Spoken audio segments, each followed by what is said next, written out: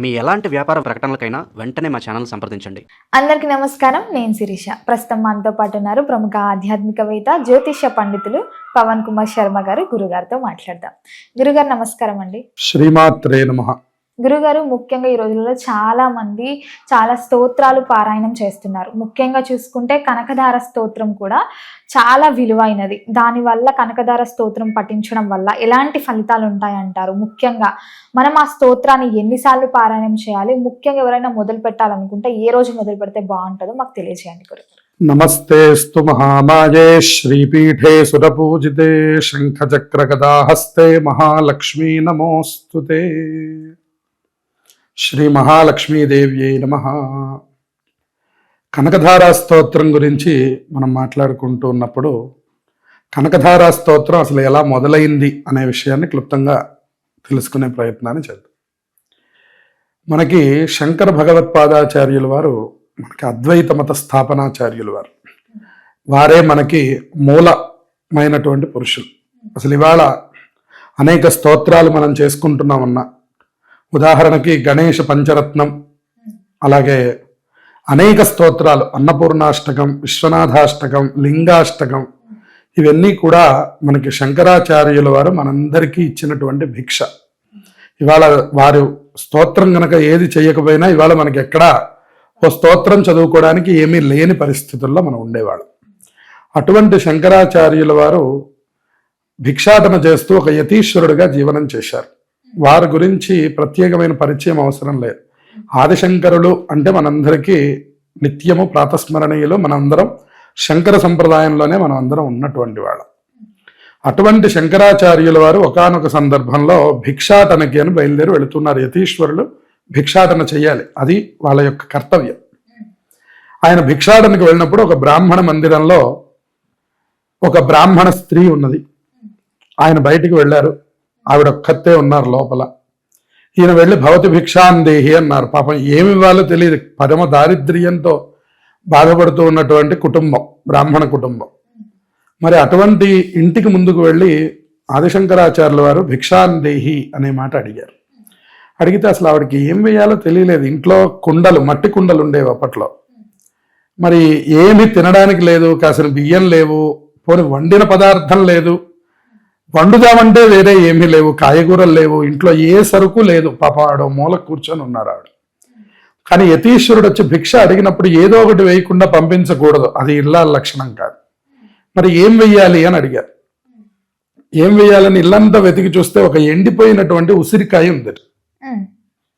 మన ఉసిరికాయ ఉంటుంది కదా, ఆ ఉసిరికాయ ఒకటి, అది కూడా ఎండిపోయింది, అది కూడా ఏమి తినడానికి పనికొచ్చేదిగా లేదు. అటువంటి ఎండిపోయినటువంటి ఒక ఉసిరికాయని తీసుకొచ్చి ఆ శంకరాచార్యుల వారి భిక్షాపాత్రలో వేసి ఆవిడ పవిట కొంగు కప్పుకొని పక్కకి నిలబడిందిట. ఎందుకంటే చూస్తే మళ్ళీ అసలు ఏం వేశారు భిక్షాపాత్రలో, అది తినేది కాదు, వదిలేది కాదు అన్నట్టు. అంటే ఎండిపోయింది అది. అప్పుడు శంకరాచార్యుల వారు ఆవిడ యొక్క బీదరికాన్ని, ఆ పేదరికాన్ని పోగొట్టాలి అని ఆవిడ పడుతున్నటువంటి కష్టం చూసి ఆయన చెలించిపోయారు. శంకరాచార్యుల వారు బా ఎంత పేదరికం అనుభవిస్తున్నారు, లక్ష్మీ కటాక్షం లేదు అసలు ఈ ఇంట్లో అని ఆయనంతటా ఆయన బాధపడి అప్పటికప్పుడు ఆశువుగా మొదలుపెట్టి ఆయన 32 శ్లోకాలు చెప్పారు. దాన్నే మనం కనకధారా స్తోత్రం అంటే. 32 అద్భుతమైనటువంటి స్తోత్రం కనకధారా స్తోత్రం. అయితే ఈ కనకధారా స్తోత్రం అంటే ఏంటంటే, ఎప్పుడైతే శంకరాచార్యుల వారు అంగం హరే పులక భూషణమాశ్రయంతి భృంగాంగనేవ ముకుళాభరణంతపాలం అంగీకృతాఖిల విభూతి రపాంగలీలా మాంగళ్యదాస్తు మమ మంగళ దేవతాయాః అని మొదలుపెట్టి ఎప్పుడైతే అక్కడ దిగ్ధస్థిభి కనక కుంభముఖావసృష్ట ఆ శ్లోకంతో పూర్తి చేశారో, వెంటనే ఆ ఇంట్లోకి బంగారపు ఉసిరికాయల వర్షం కురిసింది. బంగారు ఉసిరికాయలు వాళ్ళ ఇంటి నిండా నిండిపోయినాయి.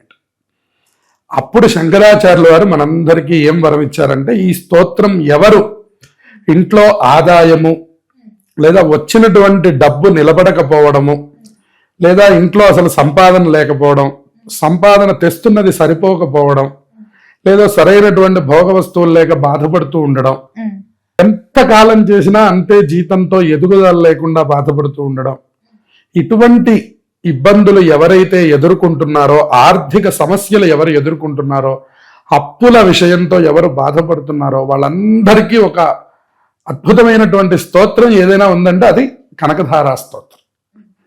ఈ కనకధారా స్తోత్రం దీని యొక్క మొదలు శంకరాచార్యుల వారు ఆ బ్రాహ్మణ స్త్రీని చూసి జరిగింది. ఇప్పటికి కూడా మీరు కేరళ వెళితే ఆ ఇల్లు చూడవచ్చు. ఇప్పటికీ ఉంది ఆ ఇల్లు. కేరళ గ్రామం వెళితే మనం ఇప్పటికి కూడా ఆ ప్రాంతంలో ఆ ఇల్లు వారు భిక్షాటన చేయడం, ఆ ఇంట్లోకే బంగారపు ఉసిరికాయలు వర్షంగా కురవడం, ఆ ఇల్లు మీరు ఇప్పటికి కూడా చూడవచ్చు కేరళ ప్రాంతంలో.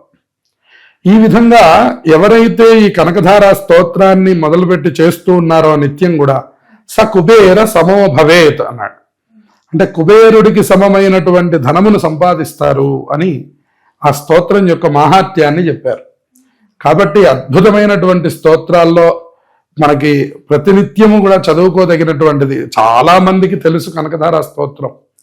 అయితే ఇది ఎలా ఆవిర్భవించింది, దీన్ని మనం ఎలా చెయ్యాలి అనే ప్రశ్న మనకు కలిగినప్పుడు శుక్రవారాలు ఎక్కువ సార్లు చేయడం.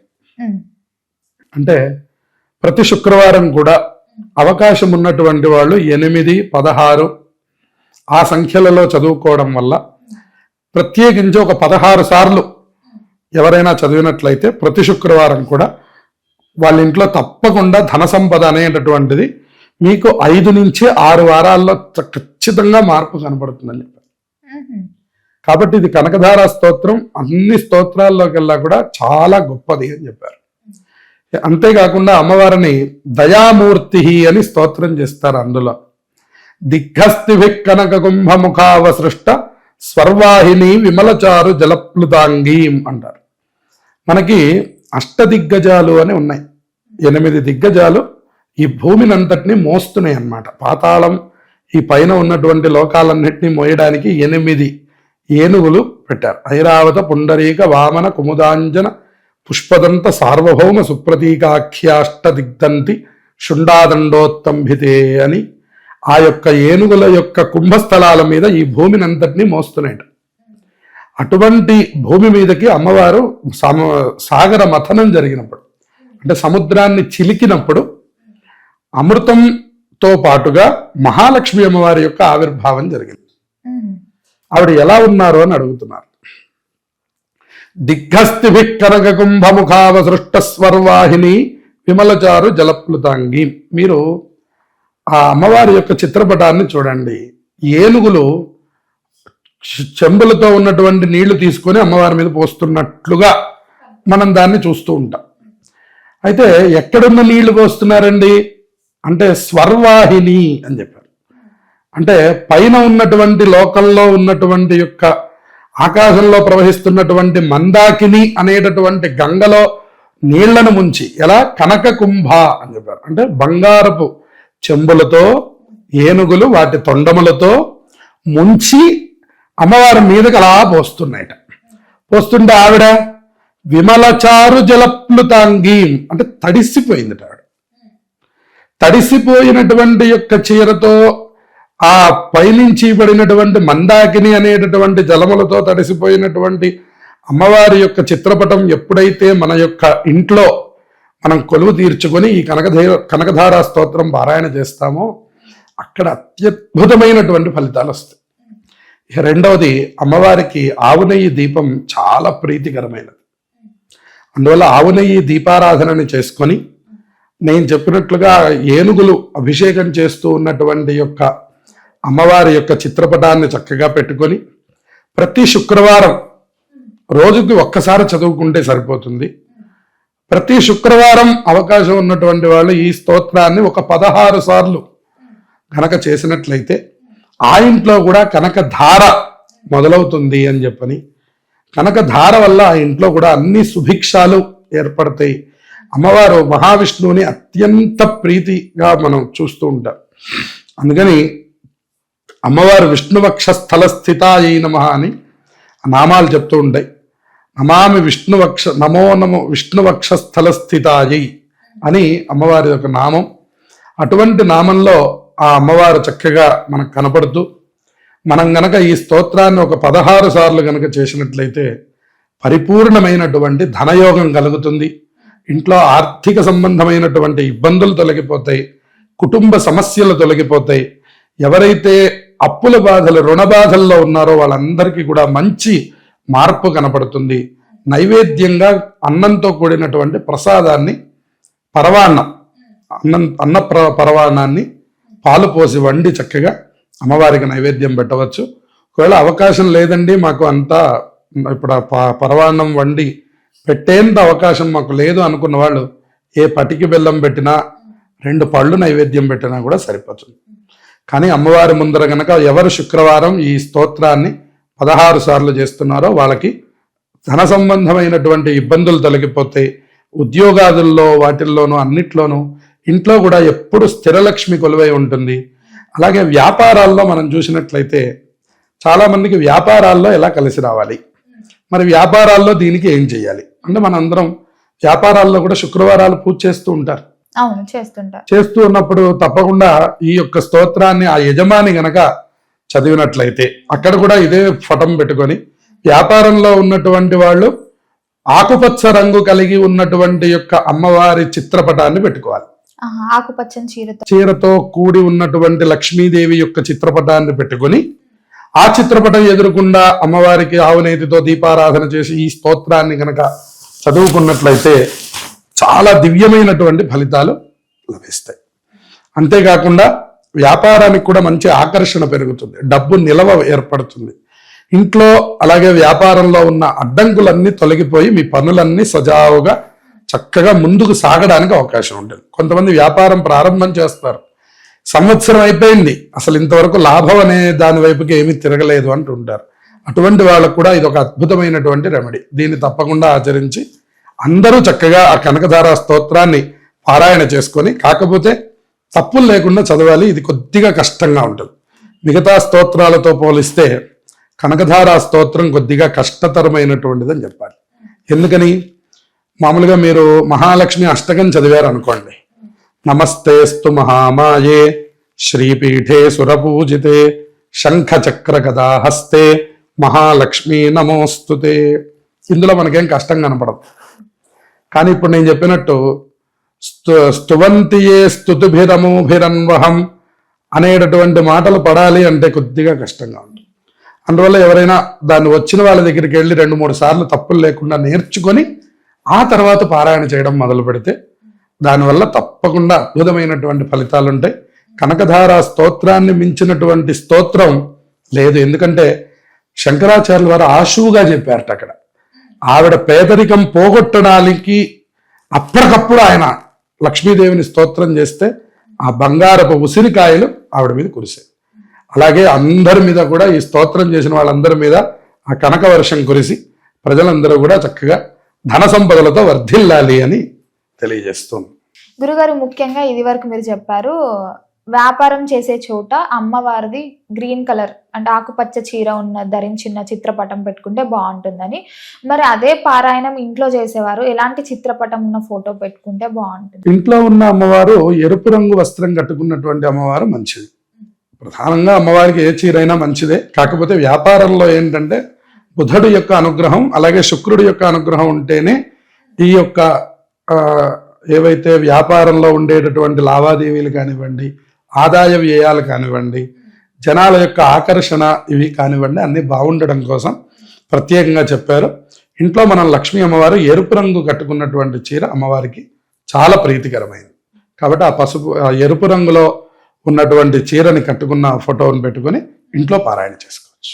గురుగారు, ముఖ్యంగా ఈ స్తోత్రం పారాయణం చేసేటప్పుడు ఎలాంటి నియమాలు పాటించవచ్చు అంటారు? అంటే ఆహార పరంగా చూసుకున్నా, ఇంటి శుద్ధి చూసుకున్నా ఎలాంటి నియమాలు పాటిస్తే బాగుంటుంది అంటారు? ఆహార నియమాలు ప్రత్యేకంగా ఏమీ చెప్పబడలేదు. ఉదయం కుదిరిన వాళ్ళు శుక్రవారం ఉదయం పూట చేయండి. ఒకవేళ ఉద్యోగస్తులైనటువంటి వాళ్ళు మేము సాయంత్రం కానీ ఇంటికి రాము అనుకున్న వాళ్ళు మీరు ఎంత సాయంత్రం అయినా ఎంత రాత్రి అయినా సరే అమ్మవారికి ఇల్లు శుభ్రం చేసుకోవాలి. ఇల్లు, ప్రాంగణం, దేవుడి పూజా మందిరం చక్కగా శుభ్రంగా ఉండాలి. మీరు కూడా కొద్దిగా తలస్నానం చేయాలి. ఎందుకంటే పొద్దున ఏదో భోజనం చేసి ఉంటాం, అన్ని చోట్ల తిరిగి ఉంటాం కాబట్టి చక్కగా ఒక్కసారి తలస్నానం చేసుకొని దేవుడి గదిలో అమ్మవారి ఫోటోకి చక్కగా బొట్లు పెట్టుకోవడం, దీపారాధన చేయడం, వెంటనే కూర్చొని ఈ స్తోత్రాన్ని ప్రారంభం చేయడం. బాగా నోరు తిరిగినటువంటి తర్వాత ఈ స్తోత్రం ఒక 8 నిమిషాలు మాత్రమే పడుతుంది. ఆ లెక్కన మీరు 16 సార్లు చేసుకోవడం పెద్ద కష్టమేం కాదు. రాను రాను కూడా ఒక 3 సార్లు, 5 సార్లు, 9 సార్లు అలా తగ్గించుకుంటూ రావచ్చు. ఎవరికి కష్టం ఎక్కువగా ఉన్నదో వాళ్ళు మాత్రం 16 సార్లు చేయడం మంచిది. ఎవరైనా ఇంట్లో ఉన్నటువంటి సంపద నిలవగా ఉండాలి, అది వరకు మాకు సరిపోతుంది అనుకున్న వాళ్ళు 9 సార్లు చేస్తే సరిపోతుంది.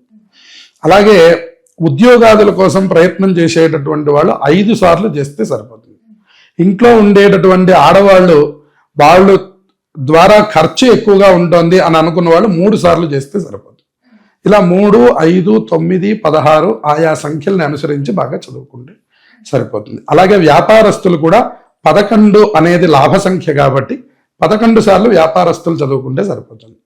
ముఖ్యంగా ఎవరు రుణ బాధలతో బాధపడుతున్నారో, ఎవరు ఉద్యోగ సమస్యలతో ఏమీ లేకుండా, సంపాదన లేకుండా బాధపడుతున్నారో వాళ్ళు మాత్రం ఎక్కువ సార్లు 16 సార్లు చేయడం మంచిది.